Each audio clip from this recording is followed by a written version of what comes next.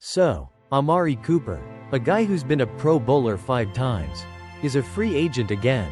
At 30 years old, he won't even turn 31 until June. You'd think teams would be lining up for his services.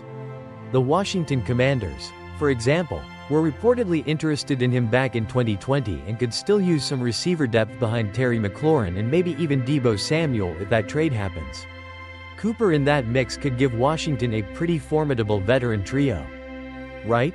Well, hold your horses. Matthew Berry of NBC Sports recently spoke with an offensive coach from one of Cooper's former teams at the NFL Combine. And this coach had a pretty blunt assessment. He said Cooper was done.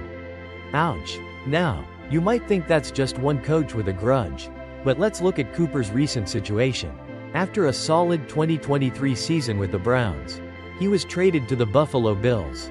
The Bills, who desperately needed wide receiver help for their MVP quarterback Josh Allen, didn't exactly see Cooper light up the scoreboard.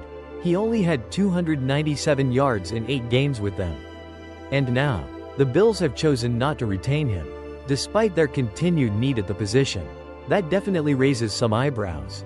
The article suggests that while the Commanders could use more receiver depth, they're likely to opt for cheaper and faster options than Cooper, especially since he wouldn't be the primary target with McLaurin and potentially Samuel ahead of him. So, what's the deal with Amari Cooper? Is he really done at just 30? His production did dip last season, but he's still relatively young for a veteran receiver.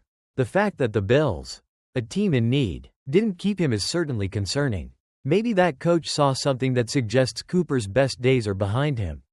Or maybe a change of scenery and a different offensive scheme could rejuvenate him. It's definitely a storyline to watch as free agency continues. Will a team take a chance on the former star? Or is this the beginning of the end for Amari Cooper's career?